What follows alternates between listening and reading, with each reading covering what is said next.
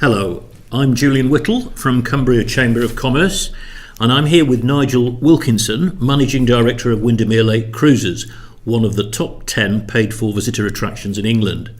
He's also Managing Director of parent company Windermere Leisure, leads on tourism issues for Cumbria Local Enterprise Partnership, served as a Director of Cumbria Tourism for 10 years, and is Chairman of the Lake District National Park Partnership's Business Task Force.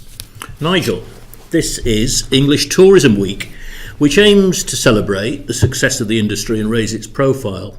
Now, tourism is hugely important to Cumbria, isn't it? It's vital, Julian, to the whole of the county, but in certain parts of the county, particularly within perhaps the Lake District National Park and parts of the Hadrian's Wall World Heritage Site, it's absolutely essential. It is the key economic driver. So yes, really valuable to the whole of the county, and really important that we all appreciate that.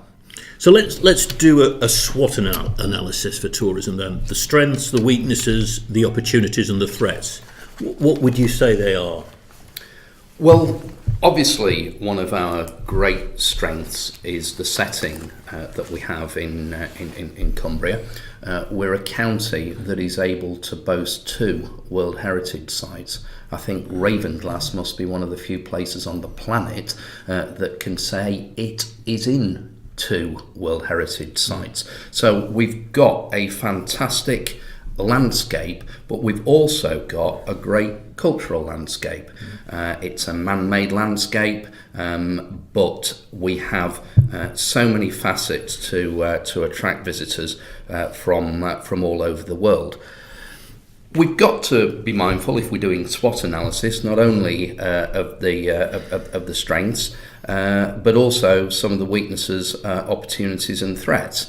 And obviously, other destinations cherish our position as one of the leading visitor destinations in the UK, and we've got to guard against complacency. Perhaps we'll touch on that later in the discussion. We have got some challenges as well. Obviously, we're aware of the Brexit developments and encouraging that it looks like there's going to be a transitional deal. But within the visitor economy in certain parts of the county, there is a high reliance on the migrant labour pool. Yeah. So some concerns potentially about what might happen there.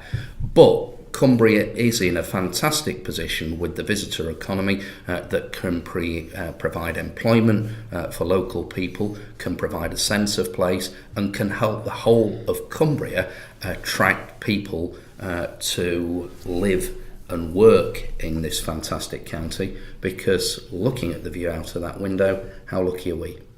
Well, obviously, the listeners can't see that, but I can vouch that it is a very fine view. We're in Windermere Lake Cruises head office overlooking the lake, and it's a fabulous view today.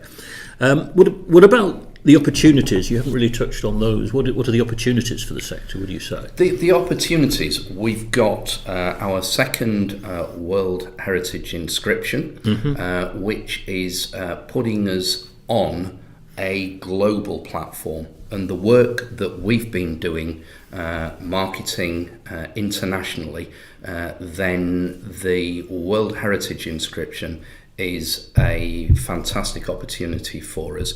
Not only for the visitor economy, but also the opportunity for us to brand some of our fantastic food and drink product that is manufactured in the county. Some of it is manufactured now in a World Heritage Site, and the association for those brands with the quality, with the spectacular landscape, I think that's a really important economic driver for all of us. And the food production in Cumbria is obviously an extremely important part of the economy, both within the central areas, but also throughout the county. It's interesting, actually, you mentioned that, because people might think, well, we're talking about tourism, but in fact, the food industry has a very close relationship. You could say a symbiotic relationship with tourism. People come on holiday and they want to taste the local produce, or they want to take a jar of something or Grasmere gingerbread, whatever it is, want to take it back with them as a souvenir, don't they?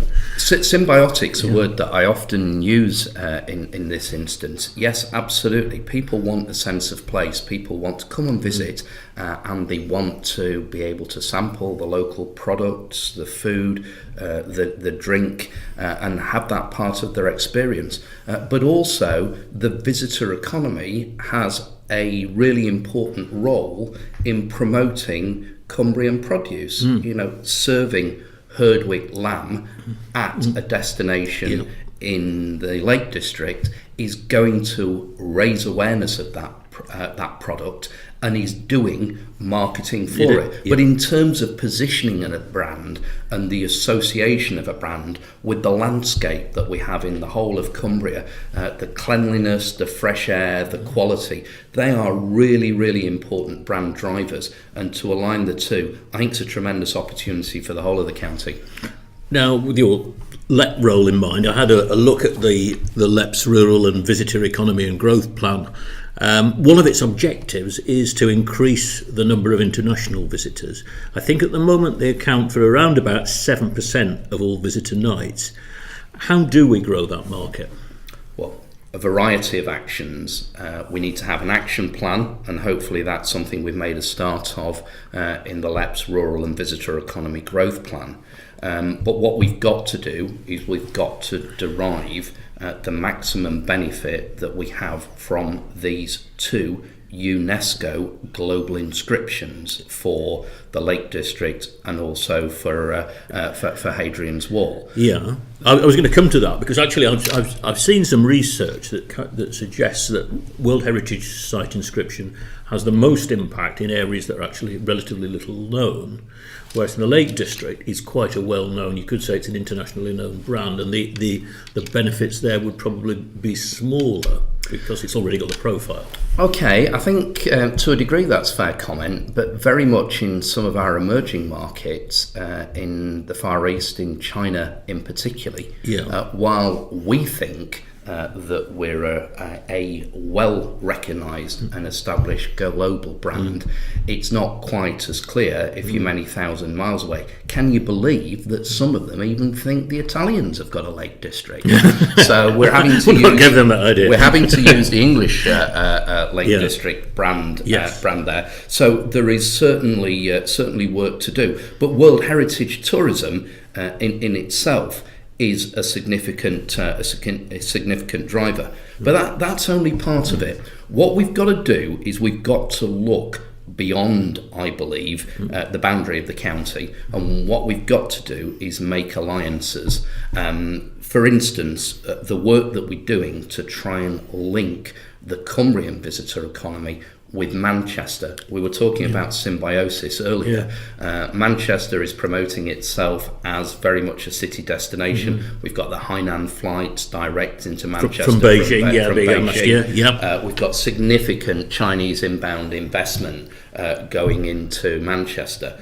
But in terms of a complete destination, the Northwest offer with the rural, with the city, with the contemporary culture, the football, the Beatles story, etc., working together, we have a much greater opportunity of making a significant impact in that market. Well, you mentioned the direct flights from Beijing into Manchester. Also, we're going to have Carlisle Airport. We're actually going to have an airport within the county functioning from June. Initially 3 routes. Do you think, will that make a difference, having a Cumbrian airport? And if it does, how do we make the most of the opportunities that it offers? I think it's a tremendous opportunity for us to have a Cumbrian airport for both the visitor economy, but also for the fantastic advanced manufacturing that we've got in this county. Some of the expertise that's needed in the advanced manufacturing sector is coming from the United States or being exported to the United States, and the opportunity to connect directly from Cumbria into a hub airport at Dublin is absolutely superb. I think from the visitor economy, the ability to shrink England with the direct flights to London Southend, I think that will have a significant impact. But the really important thing, and you've touched on it, Julian, that we've got to do is we've got to get behind this opportunity.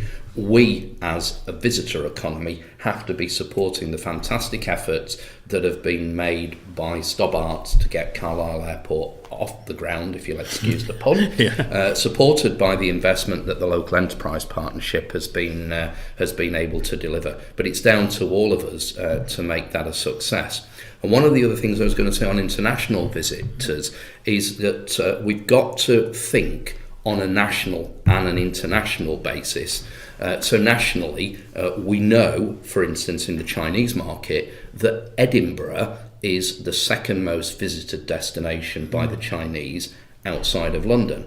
And so they're wanting to get from London to Edinburgh. There is a great opportunity for us to be able to tap into that, and we've been very successful with it. I read the other day actually that I think it's the same airline, Hainan, are actually going to start running direct flights into Edinburgh as well from Beijing. So I suppose that's an opportunity too. It's an absolutely great opportunity, because if we can get international visitors flying into Edinburgh, generally they will all try and have London as part of the itinerary. And so if they're going to fly out of London, and then there is going to be the opportunity for us to tap into that passing trade that's on our doorstep, then we've got to do that. But do you know, Julian, it doesn't just happen.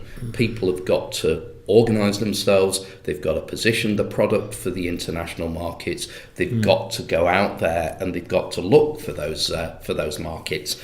And as I say, I was delighted that the Local Enterprise Partnership had provided some funding to allow Cumbria to be a destination partner of part of Marketing Manchester's China campaign. So rather than us acting in isolation, we were part of that much larger Northwest critical mass. And that's what we've got to do. If we're talking about linkages with Edinburgh as the second most visited destination in the UK, well, that links into the Borderlands Initiative. So it's all very, very connected. Now, that LEP strategy that we were talking about also mentions enhancing Cumbria's adventure capital. Now, given the reaction to the recent Thirlmere Zipwire proposal, which eventually was withdrawn, but there was a lot of antipathy to that, quite a large organised lobby. How, or can we even, strike a balance between the needs of tourism on the one hand and the conservation lobby on the other, which seems to be arguing against any sort of commercial development within the national park?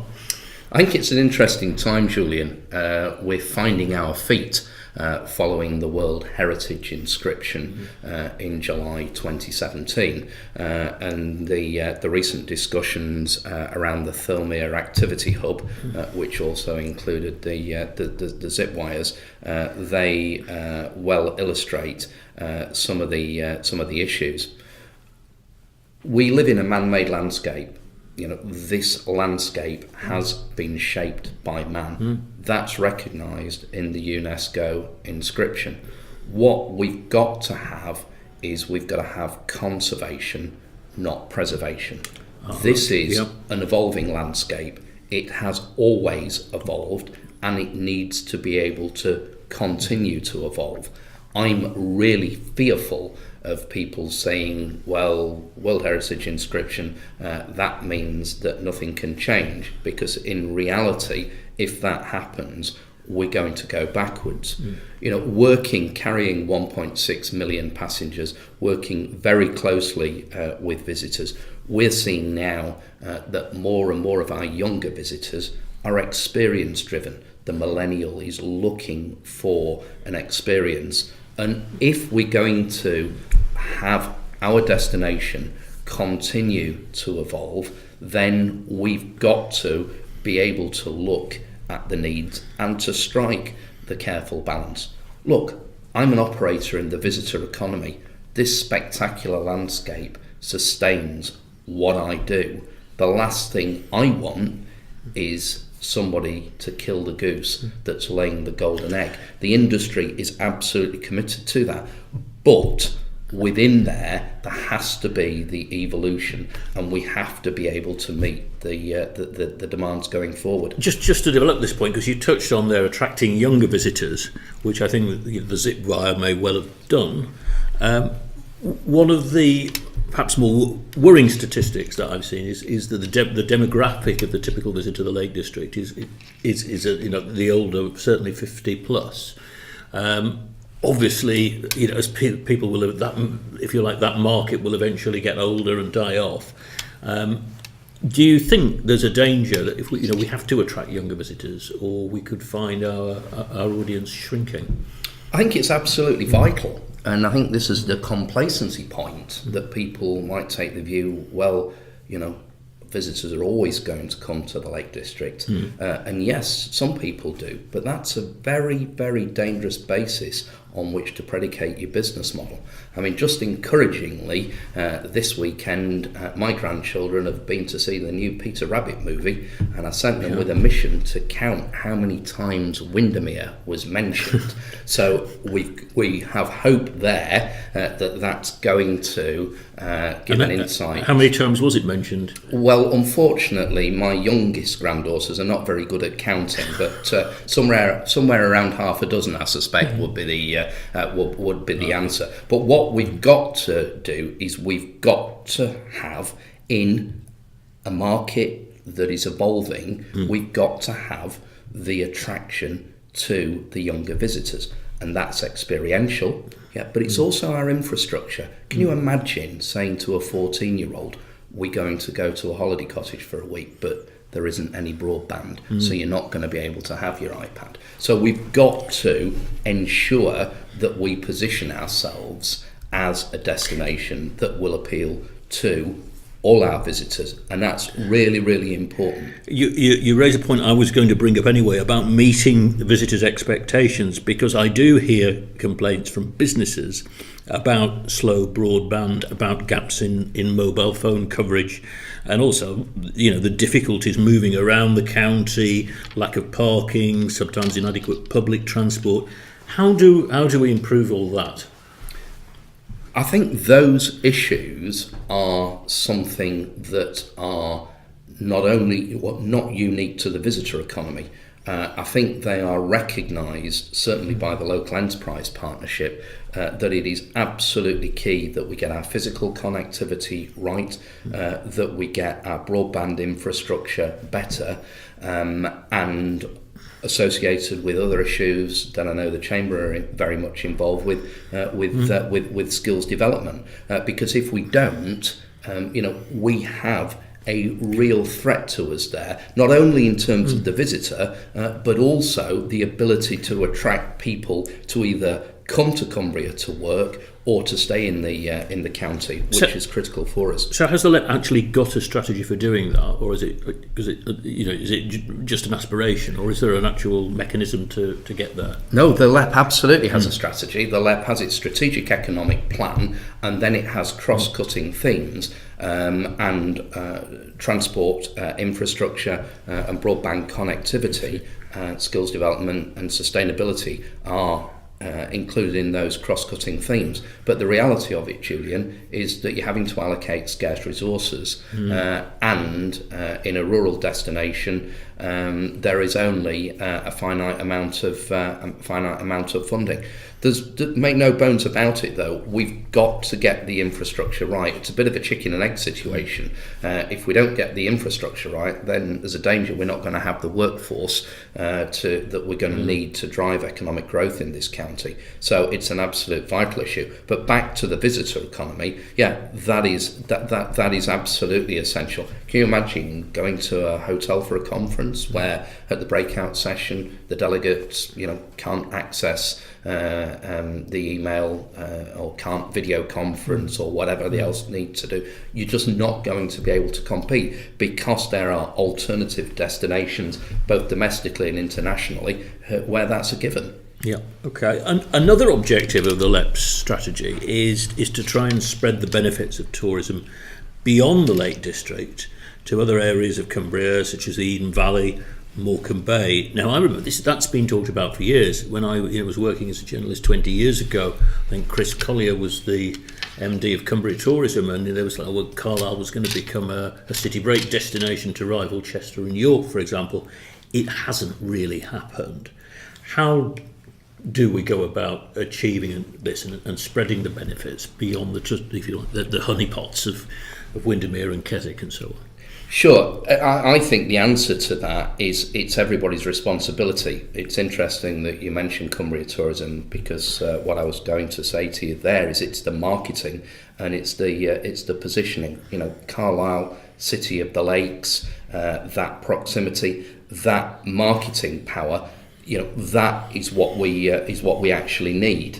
Now, tangible and practical developments. For instance, World Heritage inscription, and both the Hadrian's Wall and the Lake District inscription.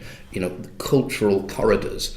I think it's beholden to businesses working with organisations such as the National Park to develop opportunities. So if you're a visitor to Keswick or you're a visitor to Grasmere, what about the Wordsworth Cultural Corridor that can take you right out to Wordsworth House in Cockermouth? Oh, and by the way, call in at the Lakes Distillery, call in and see the fantastic visitor economy in Keswick. Or if you're wanting to get people out to Coniston on the Brantwood Trail, linked in with Tarnhouse, Monk Coniston. But a lot of it, is actually in the reality of where we are with public funding, is that it is going to have to come from the businesses, and the businesses working together to promote the area, to say, yes, this is what we're going to do. We're going to create this virtual corridor. Yes, you'll get support there from the authorities to the extent that they're able to do. But a lot of it, the onus now has to be on the businesses to be forward thinking. And in reality, that is where there is the capacity for the additional growth in the visitor economy to take place. Yeah. Now, harking back a couple of years, Storm Desmond, 2015, caused absolute havoc in Cumbria. The A591 was closed for 6 months, apart from a shuttle bus. We're actually still waiting for some bridges that were swept away to be replaced. How do we minimise the impact of future severe weather episodes and persuade the government to invest in resilience? Yes, indeed. Storm Desmond. I remember it well. I'd just taken over as chairman of the Lake District National Parks Business Task Force a couple of weeks before Storm Desmond hit. Actually, I've just now, after a couple of years, passed it over to Nick Lancaster at Langdale. But that absolutely illustrated to me the devastating impact that there can be on the local economy of future severe weather episodes. The honest answer is we're going to have to adapt because looking at climate change, looking at the increasing intensity of rainfall, we are going to have to deal with these events, and we're going to have to make ourselves more resilient and look at the recovery from those type of events. I'm absolutely sure lessons were learned post-Storm Desmond, both nationally and locally. Nationally, government saw that a transport authority such as Cumbria County Council were absolutely overwhelmed by the scale of what was happening, so they brought national assistance from Highways England in. Again, that needs to be looked at. Lessons learned, but also the importance of decisions, the impact of decisions on the economy, and how making sure that we get our key links reinstated as quickly as possible that is a priority. Time is a priority because of the economic impact. But we've also got to look at other things. Where are the diversionary routes? We've got a consultation that's just finished in relation to the major roads network, and some of the major roads there are absolutely key diversions for when we have these severe weather events. And I use the word when because I think it is when. Inevitable. Yeah. It's not. It's not if. Hopefully, and when I was chairing the business task force, I had the opportunity to sit down, as we're doing now, face to face with Mr. Cameron and make the point to him. And I was reassured when he said, "Yes, we get it. We absolutely understand." And the words 591 are mentioned round the cabinet table. So it's a case of making sure that the importance is emphasised. I think as well, we've got to have a joined up approach. And that's where, again, I think the LEP, bringing the public authorities and businesses together, has a very important role going forward, as indeed they did in Storm Desmond, and credit to George Beveridge, Graham Hayward and the team there, helping to deal with the recovery. But yeah, it's a long-term issue. Hopefully, some of the schemes that the Environment Agency are working on are going to provide some physical protection. But for the rest of our lifetime, we're not going to be able to avoid it. One other big issue that the industry faces is supply of the workforce supply, and with Brexit on the horizon.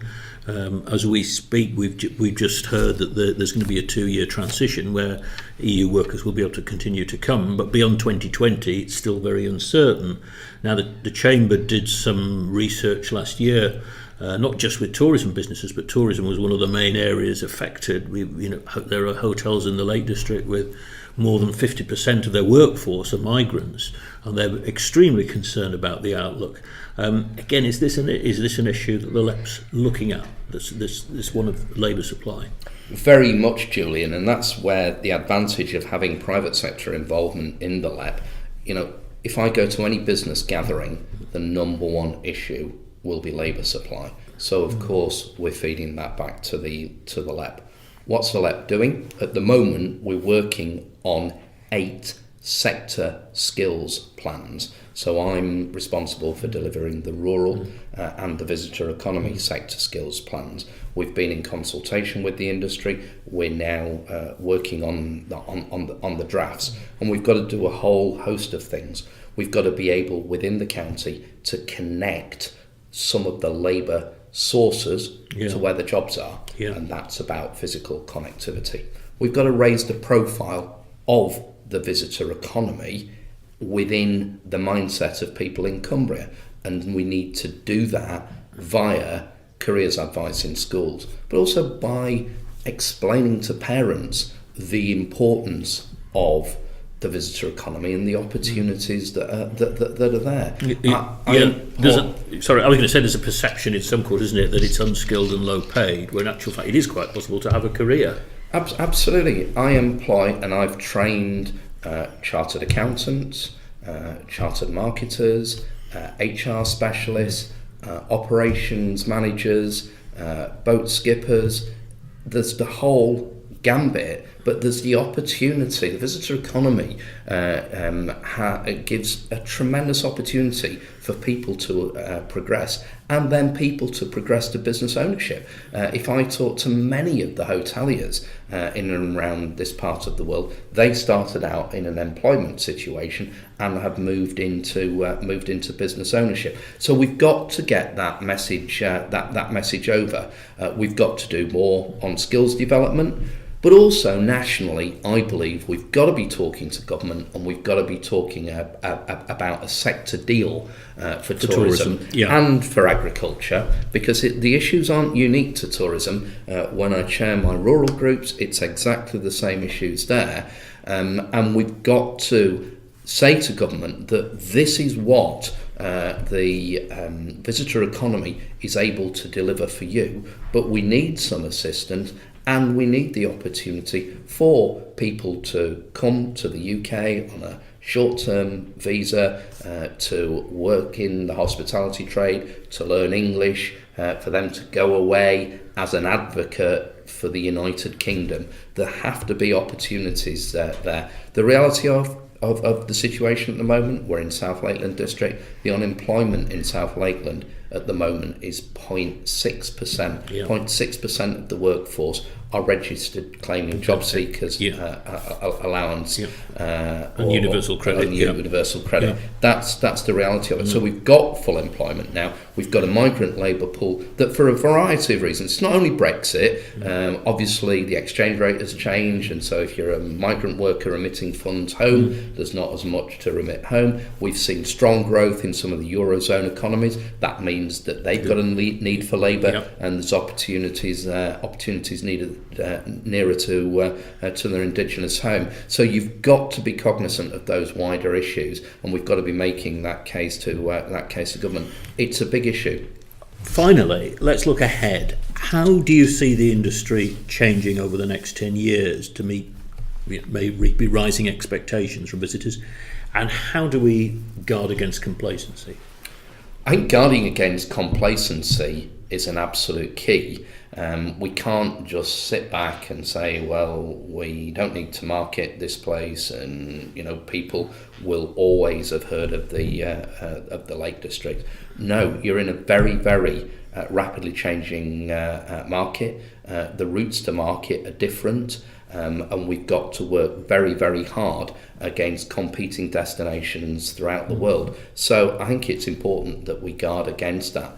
But I think on the plus side, we have got we've been blessed with some tremendous natural assets.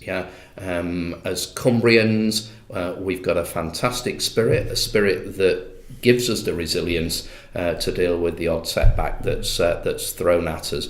But I think we've got to invest in quality.